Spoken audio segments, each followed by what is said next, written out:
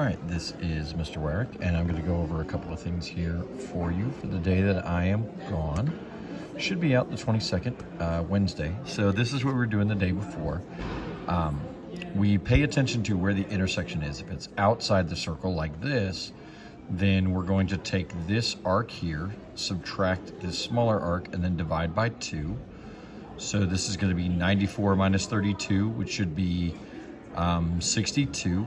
And then 62 divided by 2 is going to give us an angle there of 31 degrees. Okay. The intersection is in the circle on this one.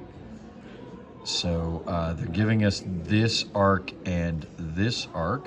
We're going to add those two together. So 213 plus 67, that should be 280. We divide that by 2.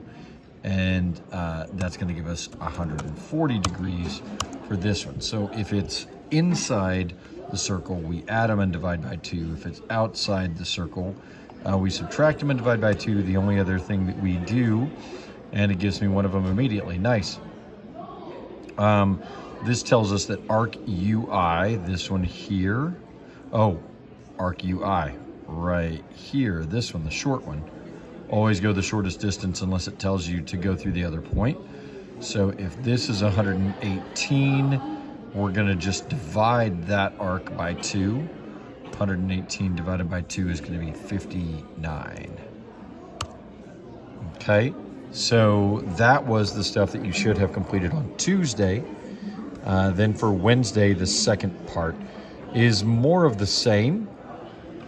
It's just this time, they give us this arc. They tell us the small arc is 32. They tell us the angle is 36. So we get to do some algebra. We know that it's the big arc minus the small arc divided by 2. So the big arc being x, the small arc being 32, the angle being 36. We're going to take 36, multiply by 2, that's 72. So something minus 32 makes 72.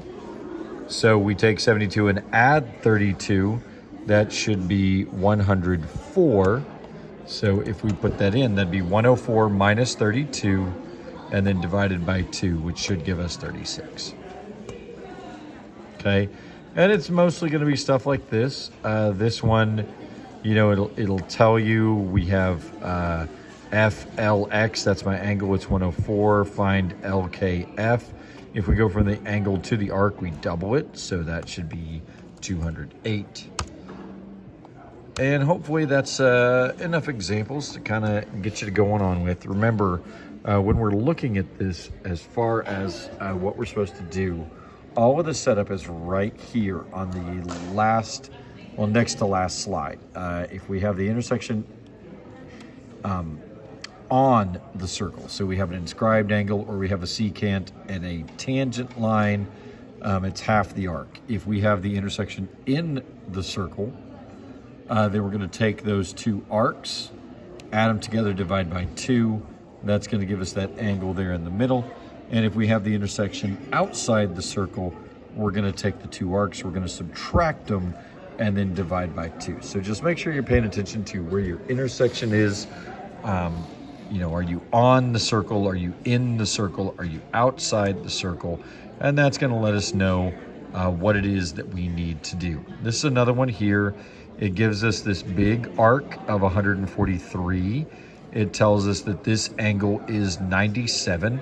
So it should be we take the two angles together, divide by 2, and that'll give us, or sorry, we take the two arcs, add them together, divide by 2, that should give us 97. So 97 times 2 is 194. So 194 minus 143 should be 51.